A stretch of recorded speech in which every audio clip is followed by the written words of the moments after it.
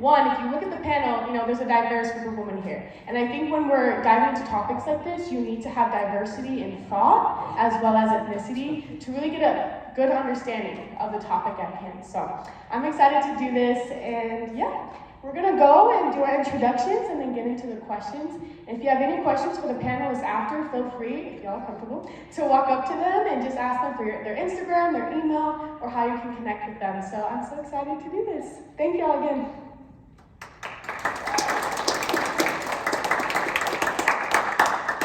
My name is Bree Ray, and I am the co-founder of Raising Me. We are an organization that provides education and resources and community opportunities to parents and children united through transracial adoption. So that is the main project, that's the business. And then I'm also a professional singer-songwriter, a marketer, and a copywriter for businesses up in Silicon Slopes. So cool, I need to connect with you because transracial adoption, woof, okay. My name is Cassie Bingham. I work here at UVU. I'm a program director at the Center for Social Impact. So I work with several of the people in this room actually, who are my students, whether in my class or student leaders that I work with. I mostly teach social impact strategy, and so frameworks and tools to help people know how to do community development work, community improvement work, social impact work. But a lot of that is informed by like diversity, equity, and inclusion principles and values, and so I do a lot of that as well. I do some side consulting as well with companies and corporate teams and stuff like that. So I'm super excited to be here, and I've known Destiny for a while, and she's absolutely incredible, so thank you. I'm Lizzy Smith. I'm a student here at UVU, and I'm majoring in photography, and I'm super excited to be here. Hey everybody, I'm Shirley. I am from the Los Angeles area in California. So I've been here in Utah for like about 3 years now. I'm a student at UVU and I work for the Center for Social Impact. So Cassie, hit her up. She dope.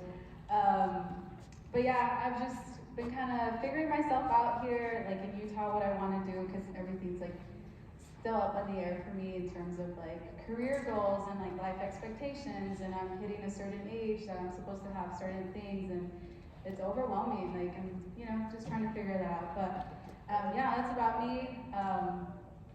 Y'all want to follow me on my Instagram? You already can. Plug.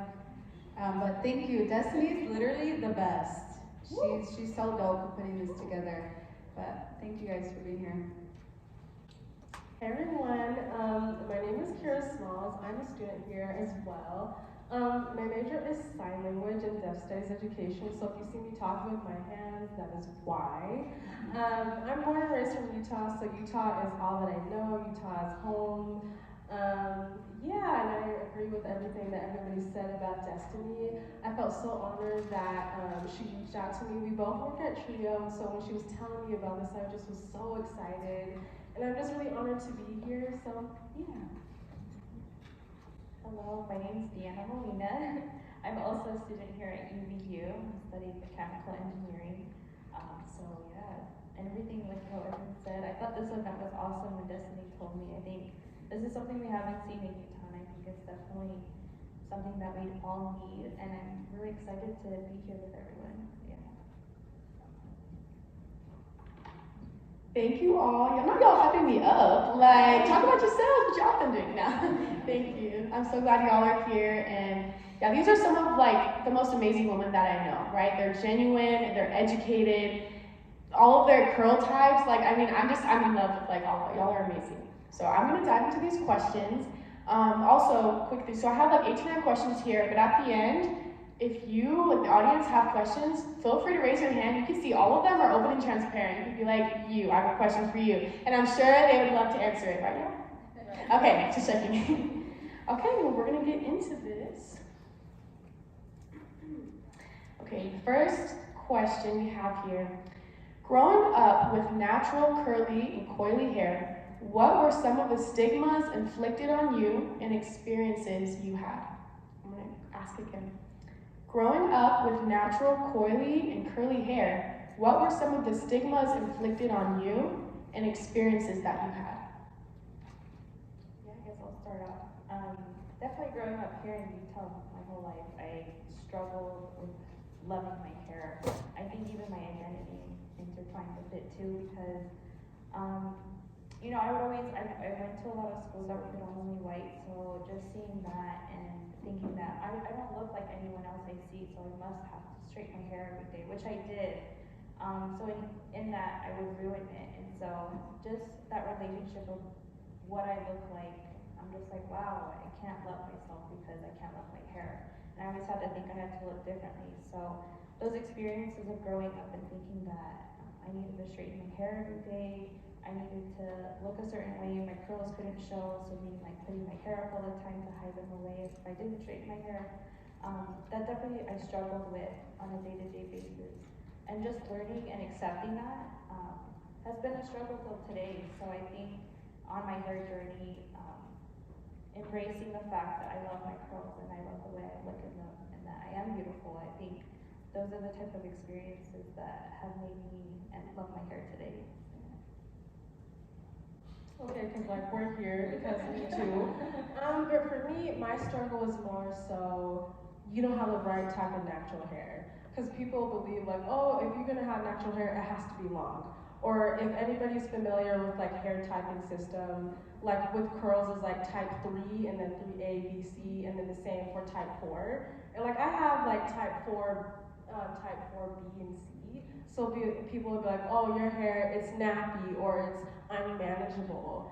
And that would just really hurt because I felt like this is supposed to be like a time where we're supposed to be finding out ourselves and like accepting ourselves, but there's a stipulation to it. So that was something that just never sat right with me growing up. But I just was like, my hair's cute anyway, so you can't tell me nothing. But yeah, so yeah. For me, like I said, I come from Los Angeles. I come from the projects outside of LA. So there is already a lot of stigma when it comes to the projects and poverty and people who live there. And so I already looked a certain way. I went to already low income like schools and communities. So when people would look at me, they knew I was different. My shoes, my clothes, and my hair. My mom didn't really know what to do with my hair because my mom didn't know how to do her hair, also being very curly haired women. And that was really hard because you already stick out. And so I come from diversity and I come from inclusive spaces, and my teachers were Latinos, or some of my teachers were these beautiful black women and men. It wasn't enough for me. I didn't know, like echoing what you said, my identity was very all over the place. Because I did feel, even though in these very diverse spaces, I needed to be white, or I needed to assimilate into having straight hair, to having, this beautiful hairstyle. And though it's attainable for my hair type, right? Not every curly hair can get the same texture. And I felt like I could attain mine. I could straighten my hair and it could be long, it could be very straight, but it just wasn't fulfilling me in the way that I knew other women with curly hair were embracing it. So that was a bit of a journey to like go through and kind of help myself get out of. I have a very different experience. Growing up, when I was really little, I actually had stick straight hair. It would not even hold a curl. And then when I reached about age 12 or 13, my hair just started to poof and curl a little bit. And being in middle school, just, awkward times, I hated my hair so much. And it felt like everyone else was just straightening their hair, and I hated my hair, and I wish more than anything to straighten my hair. And I would look up YouTube videos of DIY masks to straighten your hair, like all of that, because I just wanted it so bad, because it seemed like all the pretty girls had straight hair. And after years and years of straightening my hair and damaging it, I finally started to just cut that all off and just let it grow naturally. And I have been a lot more confident, and I feel like if my hair is natural, then I'm myself. And my hair is the thing I get complimented on the most, and that's helped me a lot with my self-esteem. And it's been a long journey, but I definitely have learned to love my hair as it is, and I have grown to appreciate all different kinds of hairstyles, whether it's straight or curly, and honestly, it really just comes down to how you think about yourself, so. I feel like, and we might get into this more in some of the other questions, but a lot of the hair stigma that I experienced growing up came from my own family, so it was especially hurtful because I grew up raised by a white family who didn't make a lot of effort to like interact with or socialize with the Black community. And so, you know, I guess with good intentions, but very misdirected, you know, I was often told by my own parents, like, let's find a way to straighten your hair, or like it would look better if you straightened it. And so I think that even just from like a very deep emotional and psychological standpoint, that was something that I grappled with for really like probably decades in my life before I was able to really reconcile and start to embrace my hair, because it came from people who I did love, you know. And so I think that there was that, and like I said, I'll go into that a little bit more later. But I also think just having curly hair, and maybe part of this is tied to just the BIPOC experience as well, like people just feeling entitled to comment on your hair regardless of what state it's in.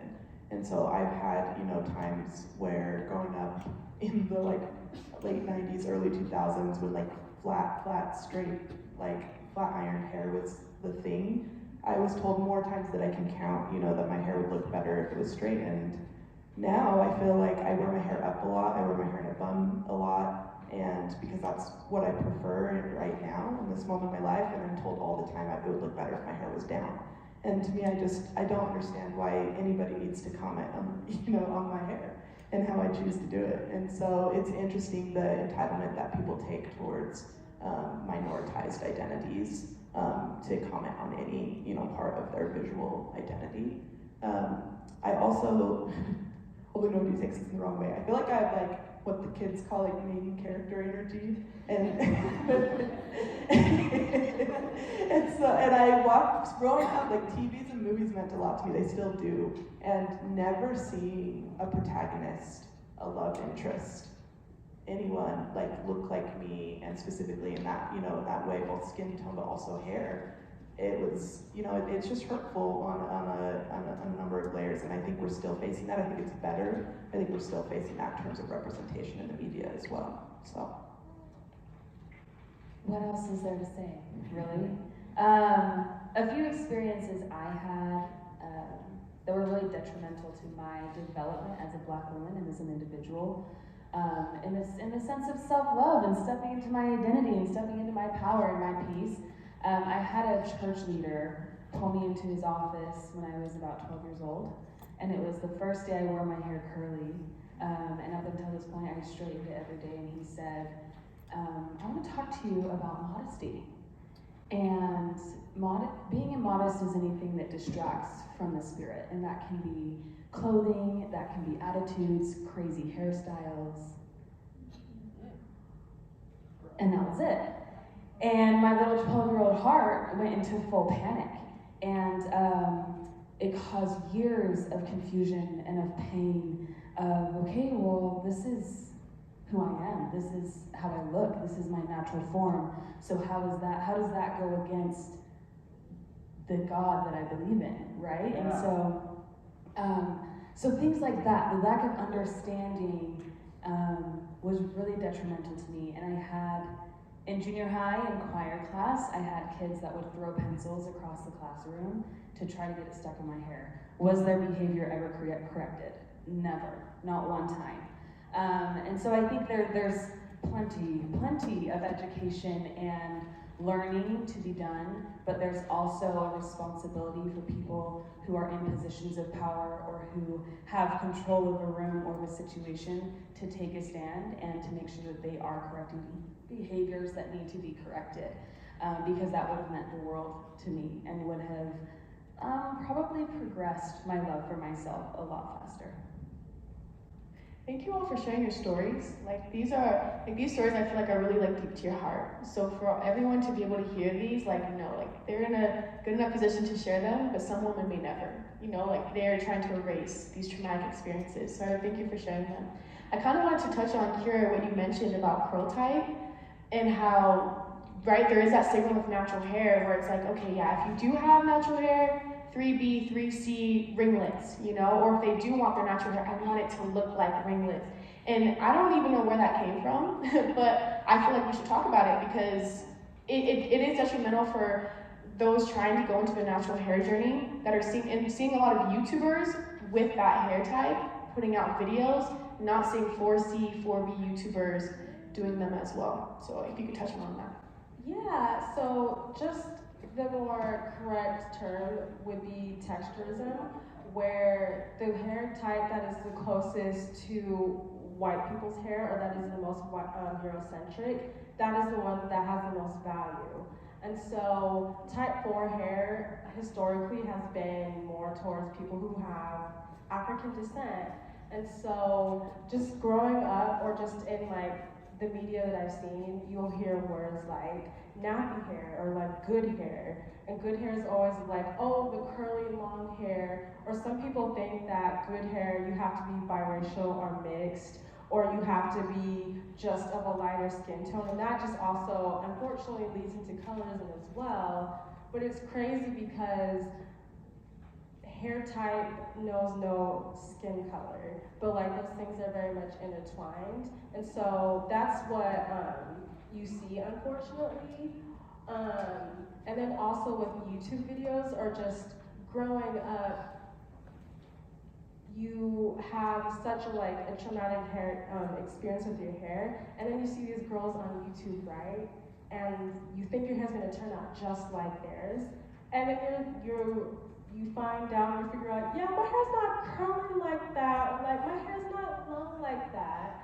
And so that also, for some people, causes discouragement, or it's just yeah, having natural hair is not for me. So I'll maybe just throw something on top of it, or I might straighten it, or I might perm it because you think natural hair isn't for me because it doesn't look like that. So that, unfortunately, is what happens with texturism. But yes. Yeah, no, I totally agree. And some of you may feel this too, with going to formal events, whether that was weddings, quinceañeras, anything fancy, it was oh, Mom, can you straighten my hair? I want to look formal. And I'm that was so detrimental, because that's that was ingrained in us. I don't know if that's tied into internalized racism, but that was something I'd always, and looking at my mom was love your curls, and I was no, you have straight hair, and you're pretty, I want to be like you, Or you see these celebrities and maybe they don't have straight hair, but they have long hair and then big curls, looser curls, closer to straight hair, and you're well, that also looks formal. So just having that ingrained into you as well, texturism, and it totally skewed the way that we view our hair. So, any other comments on this question before we move on? Yeah? Okay. Next question. How has your relationship with your hair changed from being in your youth to present day? One more time. How has your relationship with your hair changed from being in your youth to present day? Oh, that's a it's a loaded question, yeah. Like I said earlier, my relationship it's still growing today. I'm still learning how to love my hair today, though I'm still more accepting of it. Definitely when I was younger, like I said, I hated my hair. I couldn't stand it that it was curly, how everyone says, straightening it, trying to fit into what everyone kind of looked like so that I didn't have to stand out. Even though people would tell me when I would wear it curly, oh my gosh, I love your hair, I wish I had your hair, my reaction was the complete opposite. I'm I want your hair. I don't want this hair that I have. Even just today, the inclusivity of just different hair products now that at least growing up, I did not have. I think I used this thing called pink lotion, and that was as much that was as much as what I had for curly hair product, or even the EcoStyle hair gel. So stuff like that, where now I can go to the store, I can go to Target, and I can find curly hair product for me that will. It's still trial and error, but it still will work for my hair, and I can learn what will work and not work. So like as a younger self, I just didn't know what to do. I didn't really have any knowledge of what I could do with my curly hair. So it developed that hatred that I was like, I can't manage it. I don't look cute. I don't look beautiful. I don't look like anyone else. So I need to fit in. And so for that reaction was straightening it and in there ruining it, and also trying to find ways on how to make it straight. So I was even thinking about maybe relaxing my hair. But that was even like a thing on itself where I was like, should I do it? Should I not? So yeah, just that type of relationship and growing into that and finding ways and learning about my hair and like actually falling in love with it. So I think that's my relationship. For me, oddly enough, even though I was in Utah and like sometimes it'd be like young little chocolate drop, I loved my hair simply because my parents let it be known like, your hair is amazing, your braids that you have, your little beads that you have, you look great. Or like, I just grew up around people who value natural hair. Like growing up, I went to a Baptist church. And so all the people around me were black, and so just them, Sister Lacey telling me, oh, your hair looks so pretty, or our brother, whoever, telling me that I looked gorgeous, that like really did something to me. But I just know for a fact, if I had not had those experiences, I'd be struggling really hard. So for me, I always loved my hair being natural. I loved my braids. I loved having my hair in twist outs. And so I'm very fortunate that I had such a love relationship with my hair. But growing up now, I'm crazy about my hair. I'm always doing something different. Anybody who knows, you always see a different style every week. Just because I love being in my hair. But for me, it's been a learning curve, because sometimes I wish, like, yeah, I wish my hair was longer, like, yeah, I wish my hair was more manageable. But just in general, I've always loved my hair, so yeah. For me, I remember being a teenager, and y'all remember like that emo phase where it was just like in your face. Yeah, and if anyone's there, shout out to you. But like, I just wanted my hair to be emo. Like I wanted my face, I wanted the little like, yes, the flip. But it could never, because my hair, though it's yes curly, it was puffy, and I remember thinning out my hair, just grabbing a razor and just thinning it out, because I wanted it to be as straight as possible. I didn't want any curl pattern, any wavy pattern to be shown. And I hated my hair. I was just like, I don't know what to do with this. My sister, who also had curly hair, I would see her just struggle with the comb and how she had to get the comb right, and there's not one specific comb. She had to use many. And I was like, that's way too complicated for me. Which now, like, that just makes me so sad. Just the relationship I had with it, just what I did, and other things that I did to try to attain that like straight hair. Cut to now, I love my hair. I fully embrace it. It gets on my nerves, for real, because I'm just like, at first I would just get Gorilla Glue, and just like, scrunch it up, yes, which is not the best.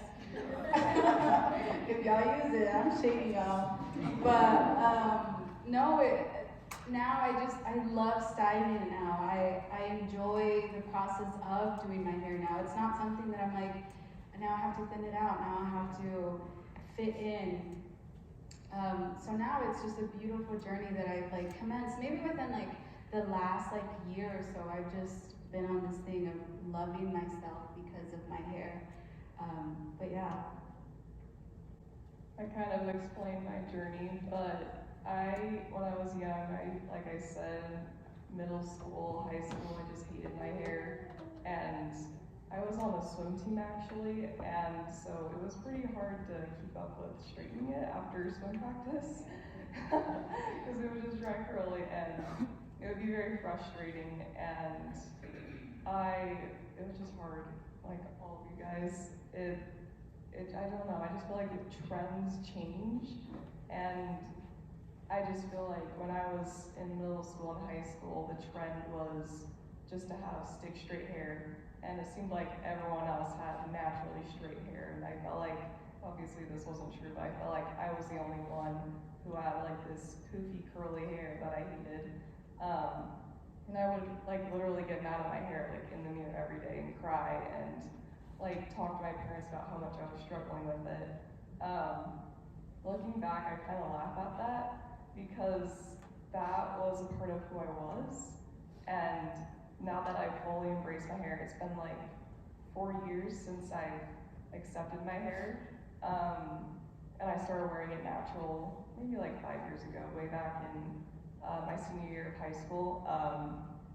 But I just started wearing it natural, and I feel like my self-esteem has gone up a lot. And whenever I straighten my hair now, I don't feel like myself, and I tell people that, and I just feel so awkward, and it just doesn't feel the same as when it's natural, because when it's natural, I'm just myself. And so today, I would say that my hair is one of my favorite things about myself, and I love my hair, and I wish I could go back and tell myself that my hair was beautiful just the way it was, and I didn't need to waste all that time stressing about it and looking up YouTube videos on permanent hair straightening masks with like turmeric or whatever weird things. But yeah, I fully accept and love my hair now. I think that my hair journey from being young to older, for me, was tied as an extension to other like features of mine as a Black person. Your experience with like a church leader resonated with me a lot. I'm no longer practicing LDS, but I grew up in the LDS church, went on an LDS mission, and there were a lot of experiences hair-wise and even like features-wise and things that it was difficult, and I call myself a late bloomer because of a lot of those experiences accumulating over the years kind of led to me at BYU actually just feeling so desperate to assimilate, so desperate to be desired, to be wanted in the way that I was seeing, you know, the other women at BYU who looked more conventional, you know, and so I actually did relax my hair at BYU. It totally ruined it. It completely ruined it, and I remember that being like a breaking point for me, because in order to keep up with their relaxed hair, I had to straighten, you know, the other ends of my hair, and I was continually damaging my hair over and over again. And I finally was like, I can't do this anymore. I let my curly hair grow in, but at that point, it was so short, and my hair isn't tight enough to be like a cute fro or anything. And so to me, I felt awkward. I felt like the least I'd ever felt like myself ever. And it was a like time period where it literally was like a shift for me of being like, what am I doing to myself to assimilate into, honestly, into something I didn't even want to be, you know? And so, and at the same time, I was contemplating a nose job. Like at the same time, I was worried about what my skin tone looked like, even as a light-skinned girl, you know, and which we can go into colorism and things like that too, you know, and so, and I was privileged in a lot of ways from that, but I was, you know, contemplating all these alterations, and it took that breaking point of me being like, physically, I was like damaging my body in some ways, and then emotionally, I think I was going through a journey of starting to kind of get out more. I got in touch with my Black family that I hadn't known for most of my life. I actually traveled to some countries with Black populations, and I saw how relative beauty standards were, and how socially constructed they are, and how they're socially constructed by a white dominant society. And I think that helped me to finally grow into this place of saying, you know, it's just pointless. It's pointless to rely on any type of meter in society to guide me, and instead I just have to be guided by what makes me feel beautiful and what makes me feel authentic and like myself. And after I did that, then it became a lot easier to feel like comfortable in my own body. And that's where I feel like I am now. If anything, I feel like now, you know, I feel confident and I feel comfortable. I do think because of my biracialness and my transracial adoption, story that I almost feel not Black enough sometimes. And so I thought about doing like braids and things like that, and I felt hesitant because of almost that journey now, of being like, I might be too white adjacent to do this. And so it's kind of funny how these socially constructed, things in our lives make us hesitant even when we do have a claim to an identity or anything. So that's kind of what I'm working through even currently in this moment. So I would second that. Born and raised in Utah, and grew up with white people. And I still to this day feel more confident walking into a room of white people than a room of Black people, to be who I am and to speak my mind and to say what I feel. And I think a lot of that traces back to my lack of exposure to Black culture and Black experiences growing up in Utah. As far as hair goes and hair confidence, definitely still a journey. I would say I freaking love my hair now. Hallelujah. Amen, sister. But it is a constant battle for me still. And just a few weeks ago, I had an experience and I ran into one of my mom's friends who's watched me grow up. And one of the protective hairstyles I do is there are these white dreadlocks that you just braid in, super easy.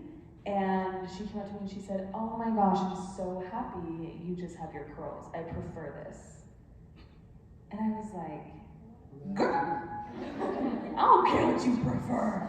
But really, I went home and my heart was a little bit crushed. And I had to go through this whole process again of like, okay, wait, hang on now, sis.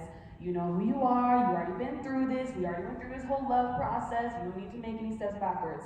But it still sent me back for a second.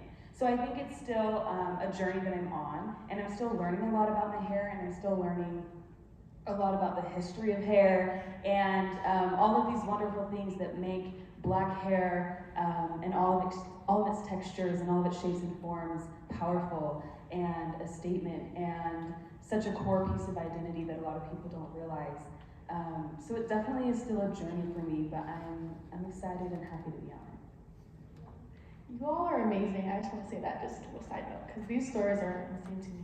I want to touch, Cassie, on something that you said about, sorry, my train of thought is like, I'm like in awe, so like, give me a second to come back to earth. About like not feeling Black enough with certain hairstyles, because one of the questions we'll get into is about cultural appropriation and like what we think about that. But how did like you navigate that? And I know you said you're still navigating that. And same with Brie, your story about your locks as well. But like maybe like what advice or like just something that you've been learning through that process? Yeah, I think this probably is something that a lot of like ethnic groups have in terms of like the diaspora. That we are at once like not monolithic, and there are like certain things that make a community, right? Like Rachel Gold, which I'll always prefer, is not actually a Black woman, and so how do you differentiate between like there are those of us who have maybe more of a proximity to having been raised in Black culture, and less of a proximity to having been raised in that culture, but are like ethnically Black, and so I think that there are like valid questions to be asked. For me, I think personally, I think it's okay for us to know our own selves and not necessarily have to perform our like genuine Black identity. I know for myself the work that I've done in order to like be in touch with my Black heritage, and I also know my own history, parts that I'm willing to share and parts that I'm not, in terms of things being out of my control in my younger years where I was kept from my Black heritage, and so I think that generosity is key in diaspora communities, in us being like, if you're Black, you're Black. Like, how can I say that one arbitrary thing or other like makes you more or less Black, And so I think that's something that I'm still trying to internalize even for myself, to say even if I don't speak a certain way, or even if I didn't grow up in a certain home, like I still have claim to this identity, and it's okay for me to be in my unique journey within this greater community. And so I don't know necessarily that I have like a formulaic answer for advice, but I think that that there's generosity to be had for all of us who, especially in Utah, because there's a lot there's a huge variety of like Black experience in Utah when it comes to adoption, when it comes to religion, when it comes to immigration, like everything. And so generosity for me has been to myself and to others. Thank you for that. I think it's important to point out, this event is about curly hair, different curls within different races, but specifically we're hearing a lot of experiences in the Black community, and within this community, hair is even more talked about, right? There's even bigger issues within. So if you hear this a lot, this is intentional. Like these are all of our experiences and how this plays a major role as well. Just wanted to point that out. And our thoughts turn into actions. So you can see from Kira's experience of growing up with people empowering her since she was little, her actions now with her hair, maybe she didn't have to suffer heat damage, right? Because of the thoughts she was having. Whereas some of the other individuals on the panel, they weren't getting that empowerment. And those thoughts turned into actions on damaging her hair. So, moving on to the next question. And we're gonna dive into some history here, like Bree pointed out, learning the history of her hair. So for many years, African Americans have been subjected to discrimination based on both hairstyles and hair texture. The tie-in law of 1786 was a law in Louisiana that banned Black women from exhibiting their natural hair in public. They were required to wear head wraps to cover their hair until 1803. So this was nearly 20 years of this law, right? You were not allowed to go out and wear your natural hair. You had to cover it up, and this caused shame, right? What are your feelings towards this law? How do you think this law curated generational trauma within Black women? And how does this law reflect modern day hair discrimination? I'm gonna say it again because I know there's a lot of little questions there. What are your feelings towards this law? How do you think this law curated generational trauma within Black women? And how does this law reflect modern day hair discrimination? I think as far as generational trauma goes, that the trauma started long before. I mentioned earlier, Black hair has always been a point of identity. It represented royalty, it represented status, it was escape patterns. Hair has always been a huge part of Black life identity. And when Black people were enslaved, hair was shaved, people were bald. And so I think a lot of the trauma started there, and that law just continued it, and continued to, I would say, shun and cover and try to erase that power and that identity that so often can be found and pulled from our hair. So I think it's still there. What do I think of the law? Bye-bye, homie. We're done with that, okay? Is it still represented in our culture today? I think it definitely is. We have the Crown Act, we have all of these things happening because it is still an issue. There still is hair discrimination, and it's very relevant and clear in the workplace, clear in education, places of education. It's clear in homes. You see it in foster families, in adoptive families.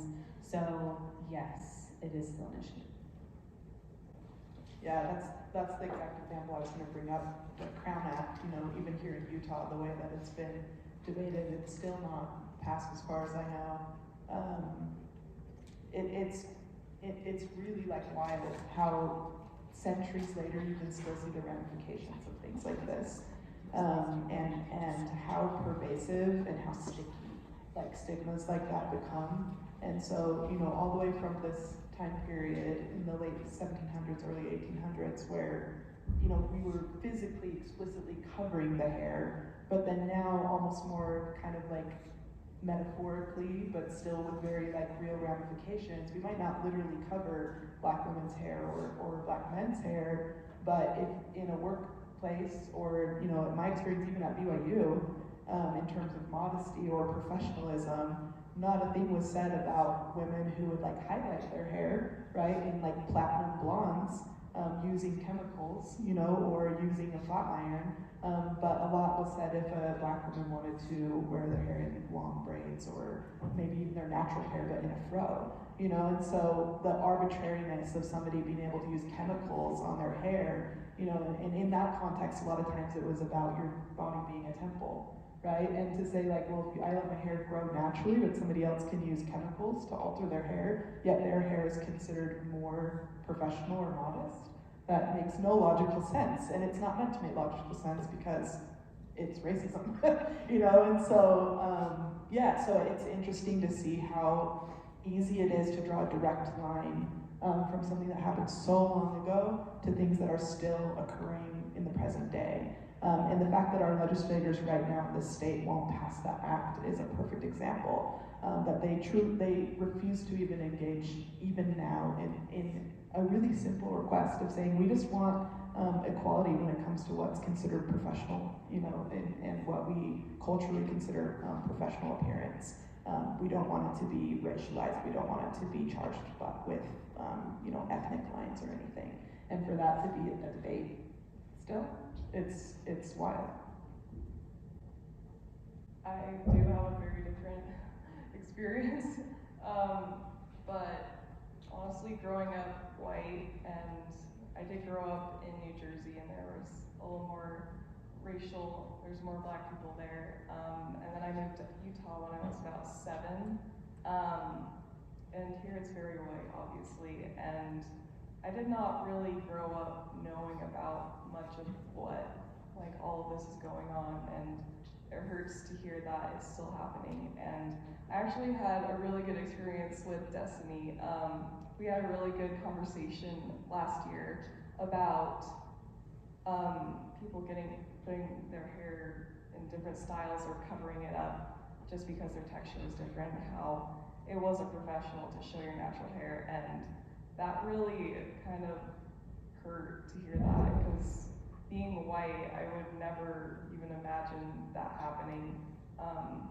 But I really do think it's important to be educated on that kind of stuff, and I can't even imagine what people are going through with that. So, yeah, it's interesting having me on this board as well, just because I have a very different view from everyone else, but it's amazing how everyone just goes through different experiences and how others can learn from other people's experiences and be educated through them. So. Same, I still have a different experience, but just touching on what Cassie was saying about how here in Utah they haven't passed the Crown Act, and that was something that was still very much new to me, learning about it. And Dustin and I had the opportunity to go up to the Capitol, sit in one of the sessions, and I cannot say like how fast everyone unanimously just voted yes on certain bills.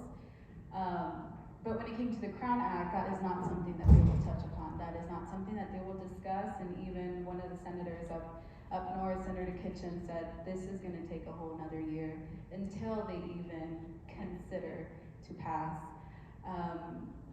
So very much, hair discrimination is, you know, very prevalent. I don't, you know, just talking about trauma, there's been so many communities that experience that trauma still, like even within our indigenous, you know, brothers and sisters, when they entered the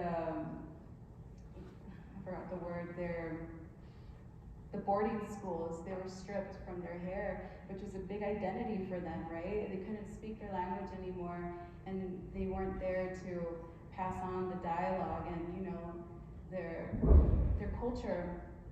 So it's still being passed down, right? Like, no matter the race or the people or the color, there's a lot of communities that are still going through that, which echoing, I don't know, I hate it. It's disheartening. It makes me even think like, how do I overcome this too, right? Of all the many things that we have to face. I'm not a Black woman, but I do still experience the world very differently from many other people, and I will still experience some things. So yeah, I you know, it's hard. I want to take a quick comment. In case you don't know what the Crown Act stands for, I think that's important. It was one of the questions, but since we're already touching on it, I love it. I think it's important to describe what this bill is called. So the Crown Act is the Anti-Discrimination Act. It stands for Create a Respectful and Open World for Natural Hair. So this is an anti-discrimination bill. It's basically essentially to ban discrimination in the workplace and in schools. So often you see students who are trying to join soccer teams, any sports teams, and they're required to cut off their braids or they're required to straighten their hair for a cheer photo. And in the workplace, you know, you can go in with straight hair, you'll get a job, so press, right? But if you go in with your fro, oh, you don't fit the culture, or this is not professional. And so it's happening a lot. So to pass this bill, it's really important. So that's what it stands for.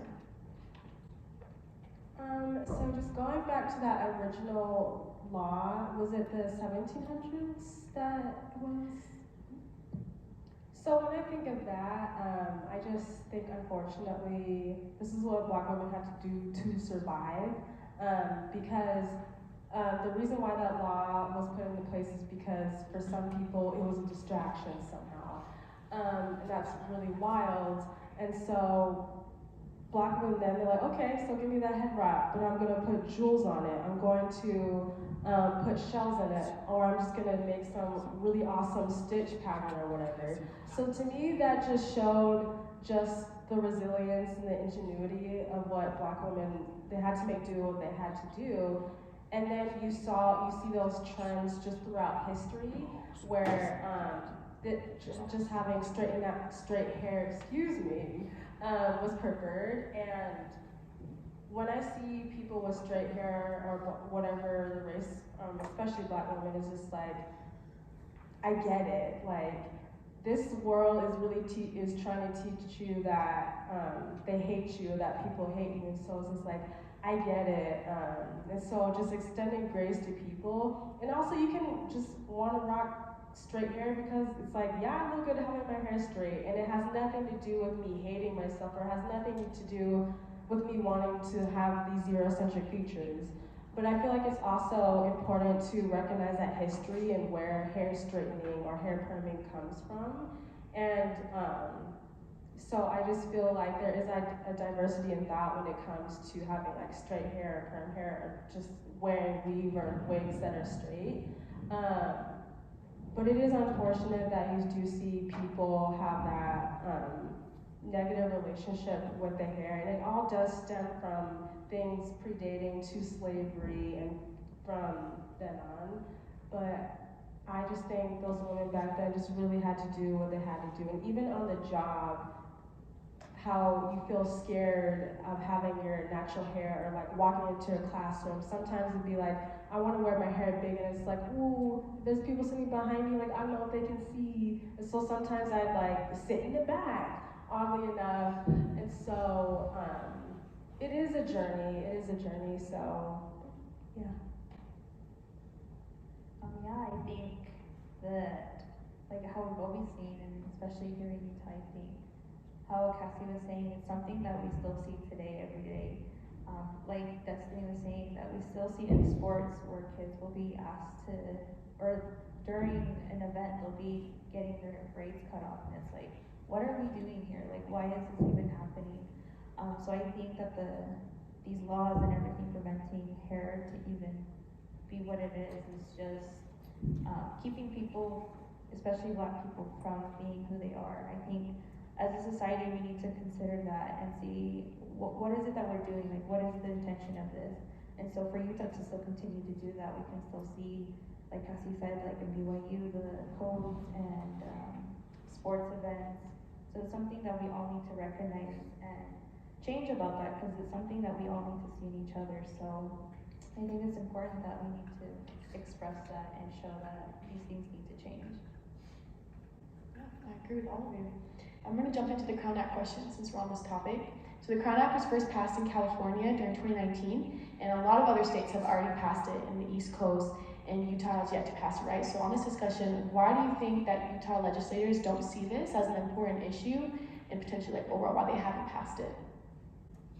I know it's a heavy question, but just give what you can. I think culturally, Utah, like how everyone was saying, most of our people in our government are white, so they obviously don't even want to touch about it, because when you discuss it, you're meaning that there is racism, there is systemic racism. So I feel like for white people, specifically white men, that's something for some reason really hard for them to even understand or grasp. So I think that's something that they even need to learn themselves, of like, this law needs to be passed, but the reason why they can't even talk about it is because they don't want to think that it even exists.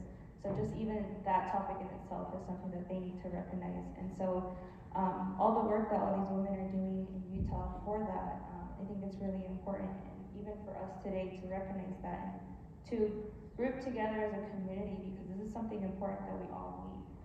So I think that's something that we can do, and it will make a more of an effort in meaning like a presence that this is something that needs to change in Utah. And the cool thing is that actually yesterday, the Crown Act got passed into Senate, so that means federally, so that means that it would make it a law across the board in the United States. It wouldn't make it per state to make that decision. So I think just in and of itself, that's huge moves of it, so I think that's really cool. I think it's not being passed because these legislators or lawmakers have no proximity to it, meaning they probably don't hang around or associate with people of color, like specifically women of color, so it's not on their radar. Or they have no family members, so they don't get that experience to see what it's like having your hair being different. And also, they don't have a vested interest until it hurts their pockets, or unless it hurts their family or even themselves. They're not gonna feel the need. And it's also like a lot of, like how we've all said, there's not a lot of people of color here, so it's just like, oh, all those people, well, they only make up 20% of the population or 15%, so why am I gonna be sitting up on the Senate floor going back and forth on a law that's not gonna affect me, not gonna affect my wife or my kids? So unless they feel that approximation, they're not gonna feel moved to do anything around it or about it, and that's terrible, but that's what I think. And that's why representation is important in our legislature, because when we have people of color in our legislature voting, I experience this, my people experience this, we need to pass on it. That's like another topic, right? About like why it's important. Yeah, and I was going to touch upon again when we went to the Capitol. We can see who was on the floor. Majority of these men on the floor, or majority of these people on the floor, I would say are like about 90% white. I only saw one Latina. And yeah, that's pretty much all I saw. So the people who are making these decisions have, like you said, no proximity to it. They don't care about it. If they did, that changes the entire dynamic within these structures, right? And that's not something that they're willing to gamble on, because we will always be objectified and we will always be othered because we're not seen as important. I don't know. It's just interesting when you start learning about these things, that there is history to your hair and there is pain as well, as much as there is beauty. You can't look back anymore. You start to experience the world different, and you have to move through the world in a different way. But yeah. I agree with everything that was said. Obviously, I'm still learning, and I think that events like this are really important because it gives an opportunity of education to people like me, and it ignites a want for change. And I do think I agree with what everyone said. I feel like a majority of people here in Utah are white, so it just hurts to hear that what all these women have been saying about people not caring. I think it should be something that they should care about. Yeah, I'm hesitating because the people don't even know me. I'm like self-censored.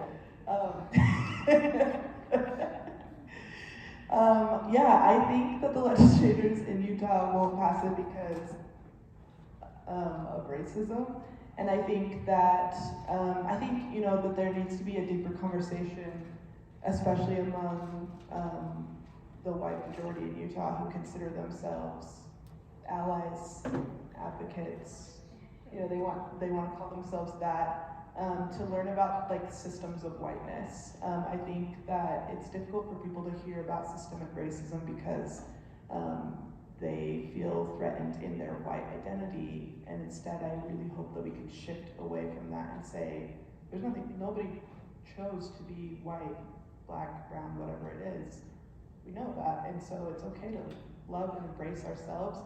And there are like systems in place in our society that have trickle-down effects to things as simple as hair discrimination in the workplace.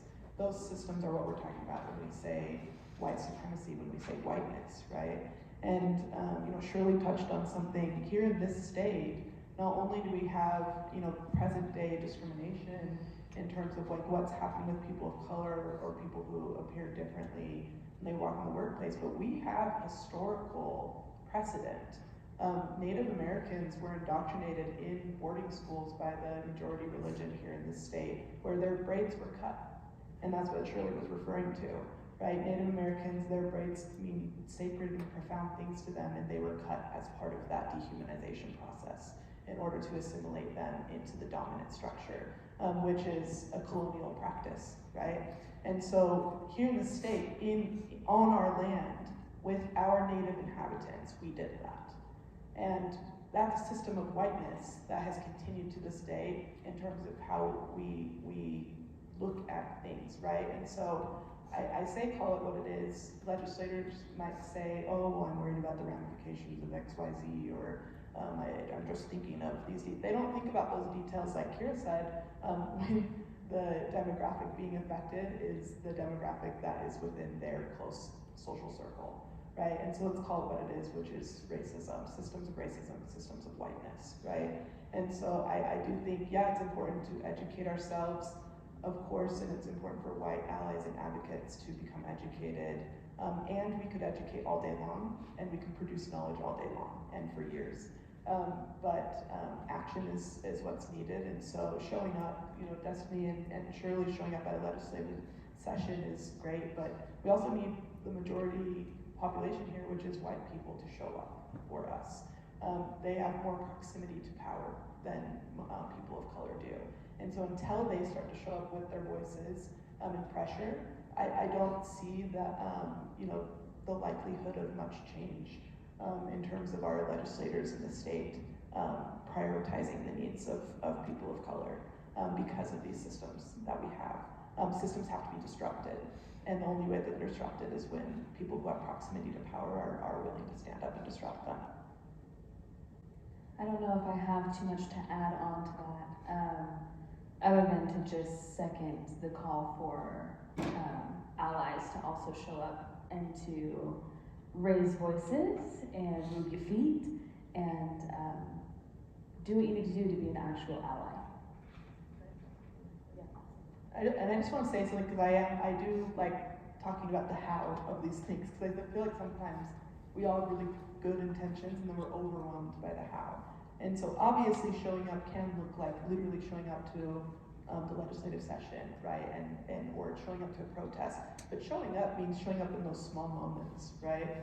In the workspace, in your classroom space, in whatever communities that you inhabit and the little systems that you inhabit. How are you holding accountable the powers in those spaces? What does it look like to be a white person who's taking on a new job, whether you observe something or whether you don't, and maybe you're preemptively saying, hey, I'm wondering what the policies of equity and inclusion are here. That's really important to me, right? Can the workplace articulate them? Once they articulate them to you, then they kind of know, like, you're maybe gonna have your eye out to see if they really follow through, right? And so even showing up in those spaces is sometimes more powerful than showing up to the, a couple times a year, Black Lives Matter protest in the street or whatever. Showing up in those small spaces, and this is getting more into like social justice, but like you said, this is connected to the hair conversation, especially in communities of color, right? All of this is connected. And so how are we showing up in terms of even those conversations and asking for accountability, asking for articulation of the plan of action in terms of inclusion and in terms of equity, right? If we don't have control of our legislators,